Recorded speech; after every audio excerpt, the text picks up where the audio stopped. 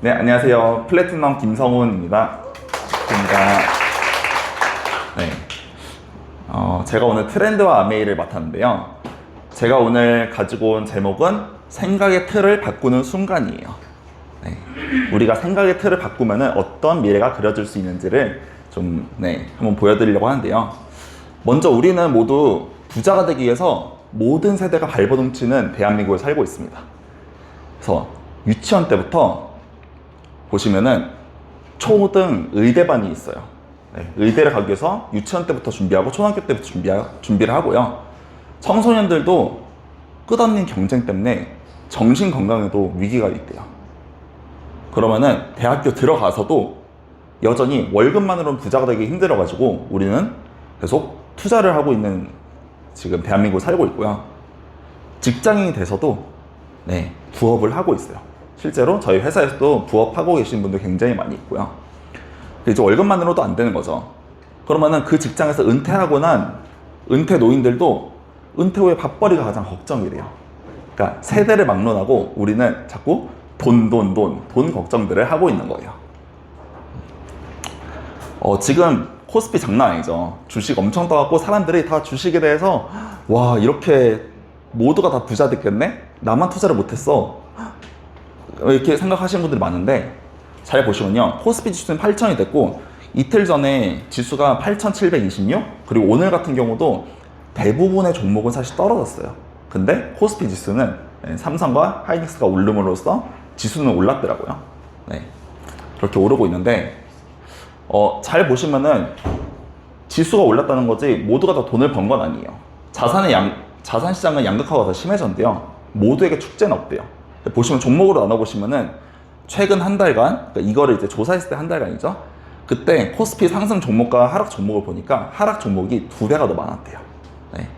여기서 볼 수 있는 건요, 먼저 지수에는 우리가 착각 현상이 있다는 거예요. 그래서 실제로는 특정 대형주, 반도체 같은 대형주가 올랐기 때문에 지수가 이렇게 오른 걸로 보인 거고요. 그러다 보니까 사람들이 실제로 우리가 느끼는 체감 지수는 하락을 했대요. 내가 갖고 있는 주식은 안 올랐거든요. 저희도 주변에 보면은 관심 종목 다 파란색이신 분들 되게 많아요. 그러니까 특정 종목을 투자하신 분만 돈을 따고 있는 거고요. 그게 모두 그런 걸 겪고 있다는 거죠. 상징적으로 말씀드리면은 제가 지금 다니고 있는 데가 반도체 회사예요. 그러면 저희 회사 내에 있으니까 그 사람들은 다 돈을 많이 벌었겠네? 뭐 회사에서 주식도 주고 회사 내부 사정 잘 아니까 하이닉스 주식으로 많이 돈 벌었겠네 싶지만, 실제로 회사에서는요, 하이닉스 투자 못하고 다른 종목 투자했고 지금 힘들어하시는 분들 굉장히 많습니다. 이게 상징적인 사례예요. 그러니까 우리가 이렇게 돈을 벌기 힘든 거예요. 그러면 주식 말고 부동산은 어떤가? 잘 보시면은 부동산도 꺾이지 않는 주거 불안이 있대요. 자, 이게 작년 말부터 지금 정부에서 낸 부동산 대책이에요. 첫 번째로 가장 큰 게 주담대를 6억까지만 대출을 해주겠다. 대출 규제를 했고요. 그리고 토어제를 지정했어요. 토어제를 지정했다는 게 투자 목적으로는 사지 못하게 하고 실거주 할 사람들만 사게끔 제한을 걸어놓은 거예요. 그러면 투자 목적으로 하는 사람이 없으니까 그러면 집값이 더 떨어졌겠네? 그렇게 생각하실 수 있죠? 그리고 최근에도 보면은 다주택자 양도세를 중과했대요. 그러니까 이 말이 뭐냐면은 다주택을 갖고 계신 분들은 이제 세금을 더 많이 내야 되는 거예요. 그러니까 주택을 여러 개 들고 있던 사람들이 내놓으니까 시장에 매물들이 많아지면은 가격이 더 저렴해지겠네? 라고 우리는 당연하게 생각할 수 있잖아요. 그리고 공급도 늘렸대요. 집은 새로 늘려놨어. 그리고 여러 개 갖고 있던 사람들은 다들 내보내게 했어. 이러면은 집값이 떨어져야 될 것 같은데 이렇게 돈을 벌기 어려워요. 잘 보시면은 월세 물량이 오히려 줄어들어서 실제로는 그러니까 임대 물건 자체가 매매 물건으로 전환되면서 전월세 물량이 많이 줄어들었대요. 그래서 요즘 구하기 되게 어려워요. 그러다 보니까 월세가 오히려 상승을 했고요. 사람들이 나 전월세 살고 싶었는데 매물이 없네? 이러다 집값 더 오르는 거 아니야? 전월세로도 못 살겠네? 이래서 다들 집을 보기 시작해요. 그러니까 반대로 아이러니하게 집값이 오르는 현상이 생겨요. 보시면 이게 지금 제가 살고 있는 집 중에 이제 근처 동네에 실거래를 갖고 온 거예요. 보시면은 계속 부동산이 이렇게 올라가지고 이때 규제를 하겠다고 정부에서 부동산 대책을 갖고 나온 거예요. 그랬더니 저 대책만 봤을 때는 집값이 떨어져야 정상일 것 같은데 실제로는 더 가파라졌어요. 네. 이렇게 돈을 벌기가 어려운 세상에 우리 살고 있습니다. 지금 보시면은 주식도 지수가 올랐잖아요. 부동산도 올랐어요. 그래서 사람들이 포모를 많이 겪고 있어요. 포모가 뭐냐면요, Fear of Missing Out의 이제 줄임말인데, 옛날에는 포모라고 보면은 우리가 그 수렵하던 시절에는 뭔가 과일 같은 거를 따먹어야 되는데 한계가 있잖아요. 그러면은 다른 사람들 따먹으면 이제 내게 안 남으니까 나는 못 먹으면 어떡하지? 이런 걱정을 하게 되는 거예요. 그런 희소성인데, 이게 최근에는 보면은 뭐 마감 임박, 그 물량 얼마 안 남았습니다 이러면 사람들이 막 가슴이 혼탕혼탕 뛰잖아요. 그것들이 포모의 일반적인 현상이에요. 근데 지금은 이제 홈쇼핑에서만 보이는 게 아니라 실제로 주식으로도 내가 이 주식 안 갖고 있어서 나 빼고 다 부자 됐네? 나 부동산 안 들고 있는데 나 매매할까 하다가 안 했는데 이제 나 집도 못 사네? 이러고 포모를 엄청 많이 겪고 있다는 거예요. 근데 포모를 잘 보시면요, 그 피터 린치라고 이제 금융적으로 유명하신 분이 있잖아요. 이분이 말씀하신 게 칵테일 파티 이론 4단계가 있대요. 보시면은 첫 번째, 이거 주식으로 유명하신 분인데, 시장 최저점이요. 저 때 사면은 무조건 돈을 벌 수 있어요. 근데 칵테일 파티에 갔는데 사람들이 직업이 뭐세요? 이러고 물어보니까 이분이 저 펀드 매니저입니다 이렇게 얘기를 하니까 그래요? 이러고 그냥 자기 하고 싶은 이야기를 한대요. 그러니까 주식에 별로 관심이 없는 거예요. 주가가 요즘 오른다는 얘기도 없고 주식한 사람들 다 이렇게 성적이 좋다는 얘기 안 들리니까 관심이 없는 거예요. 그리고 주가가 조금 상승해요. 그때는 펀드 매니저니까 약간 관심을 가진대요. 근데 이윽고 그냥 자기 원래 생각하던 뭐 오늘 뭐 먹지, 뭐 어디 맛집이 있다더라, 요즘 뭐가 유행한다더라, 드라마가 뭐가 유행한다더라, 이런 얘기로 돌아가는 거예요. 근데 여기서 좀 더 올라가서 이제 상승 성숙기가 되면은 사람들이 탐욕이 이제 올라온대요. 그때 되면은 사람들이 이제 와갖고 종목이 뭐예요? 나 뭐 사야 돼요? 이거 사면 오를 수 있어요? 저거 사면 오를 수 있어요? 물어본대요. 근데 거기서 한 단계 더 나아가서 엄청 오르고 시장 과열 시기, 이때는 오히려 와가지고 전문가한테 저 종목 뭐 사야 돼요가 아니라 아유 전문가라면서 이것도 안 샀어요? 난 얼마 벌었는데, 난 100% 수익 받는데, 전문가 별거 아니네. 자기들끼리 막 환호가 일어난다는 거예요. 근데 실제로 이때는 오히려 최고점이라 이제 투자를 하지 말아야 되는 시점인데 사람들은 오히려 이렇게 열광을 한다는 거죠.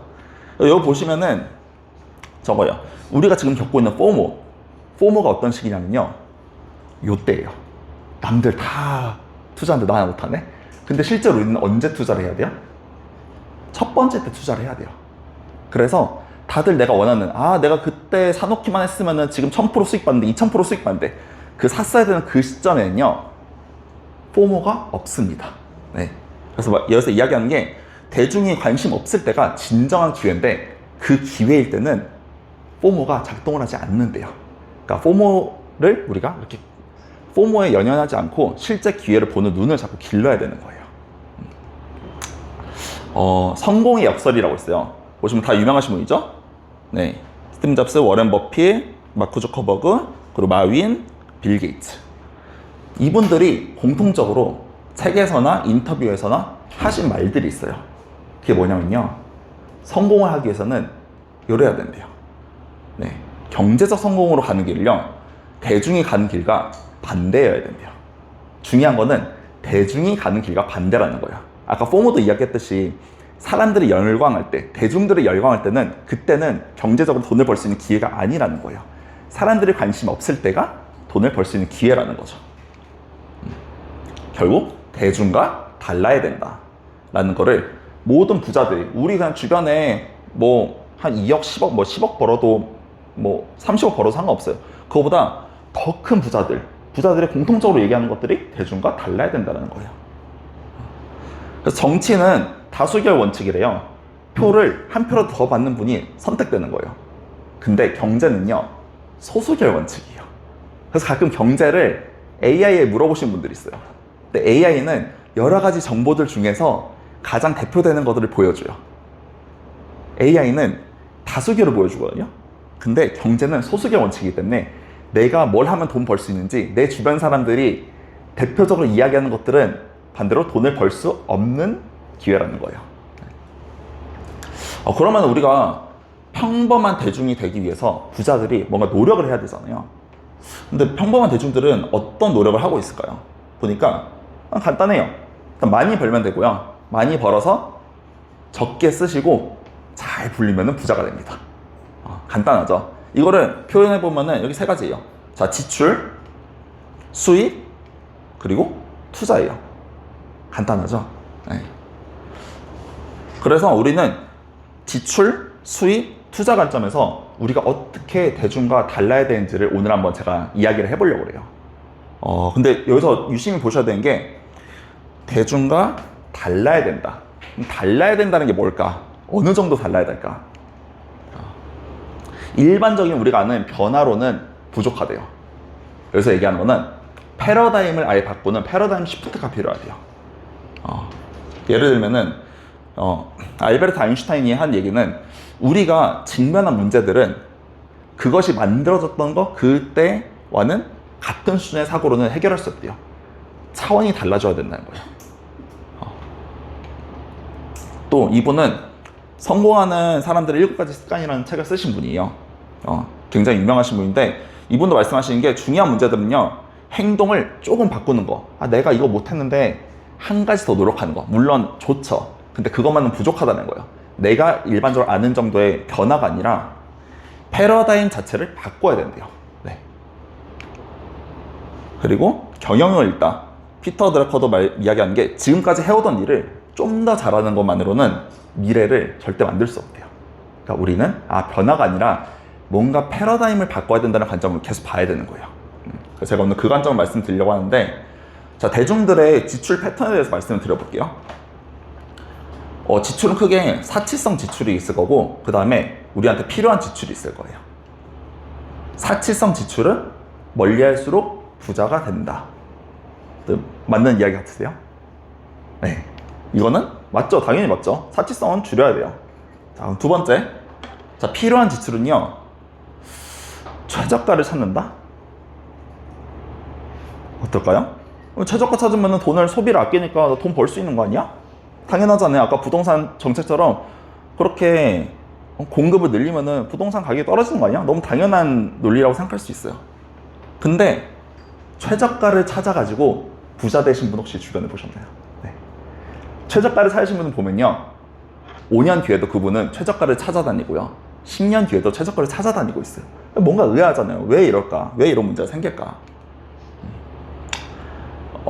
이게 역설이에요. 그러니까 대중과 부자는 뭔가 지출할 때 선택 기준이 다르대요. 대중들은요, 현재가 기준이에요. 현재 어떤지. 그래서 그들은 현재 가격을 보고요, 현재 어떤 유명한 연예인들이 하는 광고에 의미를 두고요, 그리고 내가 익숙한 거, 내가 지금까지 써본 것들, 그리고 또 지출이 소비로 끝난대요. 근데 부자들은 기준이 미래래요. 뭐가 다르냐면은 현재 가격에 중요하게 보는 게 아니라 투자적 소비를 본대요. 이게 투자적으로 어떨까? 소비조차도 투자적으로 본다는 거예요. 그리고 연예인 광고를 보고 믿는 게 아니라 뭔가 신뢰할 수 있는 높은 정보를 본대요. 그리고 결과 비용보다는 예방 비용을 선택하고요, 지출이 다시 수입을 발생시킨대요. 이거는 좀 더 뒤에서 말씀을 드릴게요. 그래서 요거를 지금 말씀드린 두 가지를 되게 좀 극단적인 예시로 말씀을 드려보려고 그래요. 뭐냐면은, 자, 우리가 차를 끌고 다니는데 차 유지비를 좀 아끼고 싶어요. 그래서 난 부자가 되고 싶어요. 그래서 대중들은 하는 것들이 마치 조금 기름값이 싼 유사 휘발유를 넣는 것과 비슷하대요. 저렴하잖아요. 그럼 돈을 아낄 수 있는데, 근데 부자들은 그렇지 않고 가서 정품 휘발유를 넣는데요. 당장 봤을 때는 유사 휘발유가 저렴하니까 더 부자가 되는 것 같지만, 저렇게 되면은 결국 차에 문제가 생길 거고요. 그러면은 엔진 교체를 하거나 뭔가 수리를 해야 돼서 오히려 더 비용이 많이 발생하는 거예요.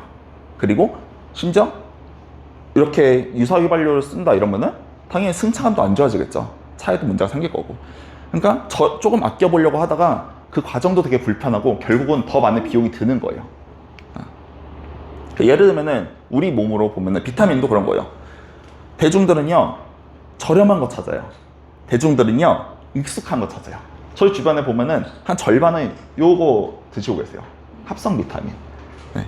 근데 부자들 관점에서 봤을 때는 이런 합성 비타민이 아니라 이런 천연 비타민을 먹어야 되는 거예요. 제가 좀 전에 부자는 결과 비용보다 예방 비용을 선택한다고 말씀드렸잖아요. 그래서 요거를 대표적으로 말씀드리면요, 흔히 결과 비용은 어떤 경우가 있냐면은 이런 거예요. 큐어, 치료. 그래서 대표적으로 약이 있을 거고요, 수술이 있을 거예요. 근데 예방 비용에 해당되는 게 뭐가 있냐? 케어에 해당되는 거예요. 그래서 비타민이나 운동 같은 데서. 그래서 이런 말씀 많이 들어보셨을 거예요. 가난할수록 약을 먹고요, 부자일수록 영양제를 먹는데요. 가난할수록 수술을 어떻게 해야 되는지를 공부하고요, 부자일수록 운동을 어떻게 해야 되는지를 공부한대요. 네. 그래서 가치를 현재 가치에 두냐, 미래 가치에 두냐가 우리를 부자만 해줄 수 있냐 아니냐로 나뉜다는 거예요. 그래서 현재 금액이 아닌 미래 가치를 보고 우리가 지출을 해야 되는데, 먼저 금액이란 걸 보자는 거예요. 우리가 어떤 물건을 사요. 그럼 그 물건은 어디선가 소비자한테 들어오기 전에 만들어질 거예요. 공장 같은 데서 만들어지는데, 예를 들면은 공장에서 만들어질 때 원가가 거의 제조 원가가 20% 정도래요. 그러니까 내가 1,000원짜리 물건을 산다. 그러면 제조 원가는 한 200원 정도래요. 그럼 나머지 800원은 뭐냐? 그거는 광고 유통 비용인 거예요. 어떤 물건이 만들어졌을 때 이게 유통 과정이 없으면은 내가 직접 모든 거를 다 공장 가서 직접 사야 되고요. 광고가 없으면요, 이 물건을 누가 만들었는지조차 알 수가 없어요. 광고 유통 비용은 무조건 필요한데 이게 좀 과한 거예요. 1,000원짜리를 사는데 800원이 광고 유통 비용인데 이 비용은 품질과 상관이 없어요. 그래서 아메이는 여기서 아이디어를 내요. 이렇게 광고 유통 비용이 너무 많다. 이거를 직거래를 하면 어떨까? 네. 직거래를 하면요, 소비자 네트워크를 통해서 직거래 방식을 하는데, 그렇게 되면요 어떤 이점이 있냐면은 제조 원가를 20%였던 거를 40%까지 늘릴 수가 있어요. 왜냐면 아까 광고 유통비용 80%가 없어졌잖아요. 그러니까 늘려도 괜찮은 거예요. 그러면은 제조 원가를 늘렸다는 거가 잘 생각해보면요, 부자들의 관점에서 보면은 이게 바로 예방 비용을 선택할 수 있는 거죠. 예방 비용을 한다는 거는 정말 좋은 제품을 써야지 나중에 문제가 생기지 않는 거거든요. 제조 원가가 높다라는 거는 그만큼 품질이 좋을 수 있는 거예요. 네. 근데 이런 과정들을 아까 부자는 예방 비용을 선택한다. 또 한 가지 있었죠. 제가 말씀 안 드린 부분이, 대중은 지출이 그냥 소비로 끝난대요. 근데 부자들은 뭔가 나의 지출이 또 다른 수입을 만들어 놓을 수 있는 그런 선순환 구조를 만든대요.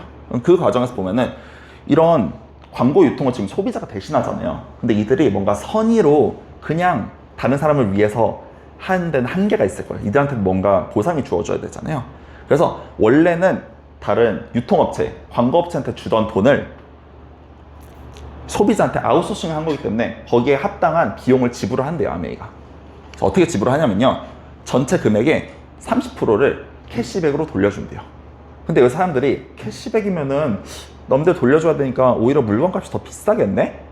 품질보다 더 비싸겠네 라는데, 그거는 광고 유통비가 사라진다는 거를 인지하지 못하기 때문에 그렇게 오해할 수 있는 거죠. 네. 근데 캐시백을 저렇게 30%를 돌려주게 되고요. 그렇게 되면은 내가 지출을 하는데 캐시백을 반대로 돌려받을 수 있는 그런 선순환 구조가 만들어지는 거예요. 제조 원가도 올리고 캐시백도 30% 주는데 일반적인 제품보다도 더 저렴하게 먹을 수가 있어요. 그게 광고 유통을 없앤 획기적인 발상에서 패러다임 시프트에서 일어날 수 있는 현상인 거죠. 자, 캐시백에 대해서 말씀드렸는데 캐시백을 우리가 어떻게 받을 수 있는지 간단히 설명을 드려볼게요. 먼저 저 테이블이 우리가 물건마다 PV라는 물건 점수가 있어요. 그럼 그 점수가 쌓여가지고 20만 PV 이상 쌓이면은 3%, 60만 PV 이상이면 6% 이렇게 올라가는 거거든요. 예를 들어 여러분들이 지금 이 자리에 모시고 온 분을 S라고 두고요, 여러분을 U라고 둘게요. 여러분들도 제품을 써보다가, 근데 이건 제품 뭐 꼭 얼마 이상 무조건 써야 된다 이런 거 없어요. 그냥 안 쓰셔도 되는데 한번 좋다니까 나도 부자의 마인드로 한번 살아보겠다 하고 제품을 써봤어요. 근데 괜찮네? 그래서 다른 사람한테 A랑 B한테 같이 써보자로 나눠줬어요. 그들도 한 우연히 20만 PV 정도를 썼다고 가정을 해볼게요. 근데 이걸 쓰는 거를 꼭 내가 뭐 스폰서한테 가가지고 물건 사줘 이렇게 할 필요 없이 다 그냥 쿠팡에서 주문하시듯이 저 아메이 사이트나 아니면은 우리 오프라인 매장에 가가지고 주문하시면 되는 거예요. 그렇게 20만 PVC 썼다고 가정했을 때 누가 가장 캐시백을 많이 받을까 관점을 봤는데 저는 당연히 U라고 생각했어요. 왜냐면은 뭐 우리 일반적인 그래요. 회사도 그렇고요. U가 아니라 S라고 생각해요. 제일 먼저. 그러면 회사도 그렇고요. 학교도 그렇고요. 어디서든 그냥 먼저 온 사람, 그리고 원래 거기 기득권자가 좀 더 혜택을 받는 거는 너무 당연한 일이었어요. 근데 설명을 들어보니까 좀 다르더라고요. 제가 그걸 말씀드릴게요. 먼저 S그룹, 여기 매출이라고 하는 거는 S가 직접 쓴 PV 더하기 S로 인해서 발생한 모든 PV를 합한대요. 그게 80만 PV고요. 그럼 80만 PV는 6% 구간이죠. 그래서 캐시백이 48,000원이에요. 근데 그 48,000원을 S가 다 가져갈 수가 없어요. 네. 왜냐면은 이 매출은 S 혼자서 낸 게 아니라 4명이 같이 된 거잖아요. 그래서 그걸 배분하기 위해서 아메이는 나중에 가입한 사람을 먼저 캐시백을 떼주고 그 다음에 그 전에 가입한 사람이 캐시백을 받는데요. 그래서 S그룹의 전체 캐시백이 48,000원이어야 될 텐데 그러면 여기서 말한 U그룹은 3명 60만에 6% 하면 36,000원 48,000원에서 36,000원 뺀 12,000원만 S가 가져갈 수 있대요. 마찬가지로 U도 36,000원 다 가져갈 수가 없어요. 왜냐면은 A랑 B도 제품을 썼잖아요. 누구한테 알리진 않았지만. 그래서 20만 PV 3% 하면은 각각 6,000원씩 캐시백을 가져가고요. 그러면은 여러분들이 가져갈 수 있는 캐시백은 24,000원이에요. 여기서 보면은 S가 회원도 4명이죠. 매출도 80만이에요. 근데 가져가는 거는 U가 더 많아요. 네. 60만에 회원이 3명이는 U가 더 많아요. 왜냐하면은 이거는 광고와 유통을 대신해주는 소비자한테 아웃소싱 하는 거잖아요. 그러니까 그거를 더 많이 한 사람한테 많이 가는 게 당연한 거죠. 보시면은 첫 번째 보상은 선착순인 줄 알았는데 노력순이래요. 전 이게 너무 좋았어요. 되게 합리적이라고 느껴졌고요. 윤리적이라고 느껴졌고요. 그래도 S라는 사람이 위에 있으니까 뭔가 내가 손해보는 것 같아. 그래서 스폰서를 지워볼게요. 그리고 여러분들이 가져가시는 돈은 3명이니까 60만에 6% 36,000원, 6,000원씩 두면 빼주고 나면 24,000원 동일합니다. 여기서 볼 수 있는 거는 스폰서가 나의 보상을 가져가지 않아요. 나를 도와줘. 이 사람이 제가 처음에는 스폰서가 잘 되려고 나 도와주는 거 아니야? 라는 생각이 들 수도 있는데 계산해보니까 아니에요. 내 거를 가져가지 않아요. 물론 스폰서 돈을 받겠죠. 근데 그 돈은 저한테서 가져가는 게 아니라 아메이라는 회사한테 직접 받는 거예요. 그러니까 나한테는 내가 손해볼 게 없는 거죠. 그래서 너무 윤리적이라고 93년도에 에디슨 마케팅 상을 수상했어요. 네, 이거는 저희가 아는 코카콜라나 애플, 테슬라도 받았던 유명한 상이에요. 네. 그리고 이 제도들을 자꾸 보시면 아시겠지만 제도가 윈윈 구조예요. 그래서 이게 사업적으로도 되게 괜찮은 구조구나 아실 수 있고요. 그리고 여러분들도 내가 누군가 속해서 직원으로서 일하는 게 아니라 주인의식을 가질 수 있는 거예요. 우리가 마치 내가 크리에이터를 한다고 해서 유튜브의 직원으로서 일하는 게 아니잖아요. 나 개인의 사업으로 일하는 것처럼 아메이도 동일한 구조를 갖고 있는 거예요. 좀 전에 지출에 대해서 말씀드렸는데 자, 수입 관점에서 봐볼게요. 대중들은 수입을 어떻게 늘릴까요? 네. 먼저 학벌을 높이고요. 학력을 높이고요. 그래서 몸값을 올려요. 우리 학창시절 내내 하는 게 그거잖아요. 수능 보고 지금 대치동, 목동 다 교육열 높은 게 다 이거잖아요. 그렇게 하고 나서 그 다음에 몸값을 올렸으니까 그 다음 우리가 할 수 있는 거는 근무 시간을 늘려요. 그리고 내가 빨리 잘리면은 그만큼 돈을 못 버니까 내가 오랫동안 근무할 수 있게 더 시간을 보낸다는 거예요.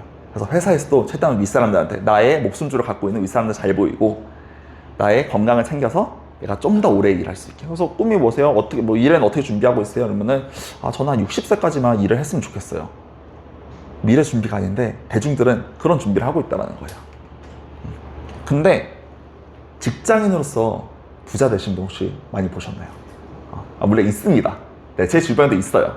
근데 그들은요 직장인이라서 부자가 된 게 아니고요, 직장인인데 뭔가 딴 걸 해서 돈을 번 거예요. 네, 저희 회사의 임원들도 임원 비용으로 해서 부자 되신 분은 본 적이 없어요.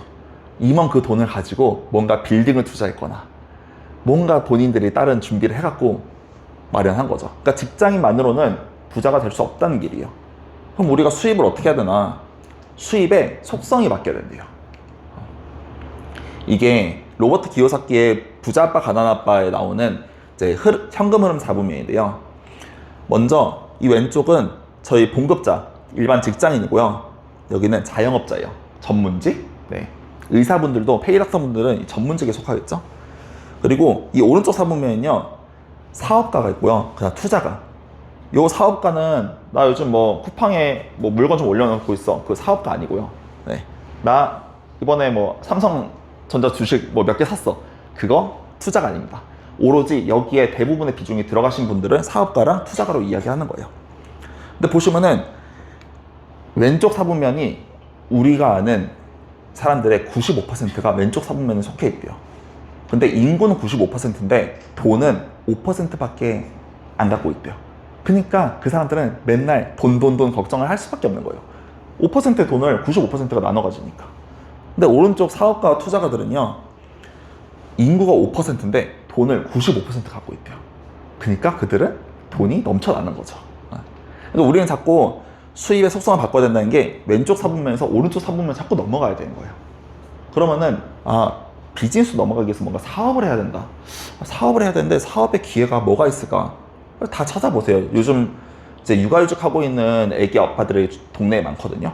그분들 다 육아휴직 쓰고 하시는 게 어떤 사업할지 고민하고 계세요. 근데 놀랍게도 아까 제가 캐시백 알려드렸잖아요. 캐시백 한 뭐 24,000원? 뭐 12,000원 받던 그 캐시백이 좀 더 늘리면은 사업이 된대요. 어떤 거냐면요.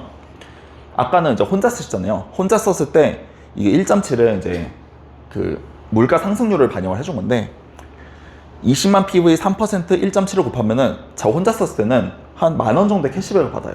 이것도 나쁘지 않죠. 40만 원 썼는데 10,000원의 캐시백 받으니까.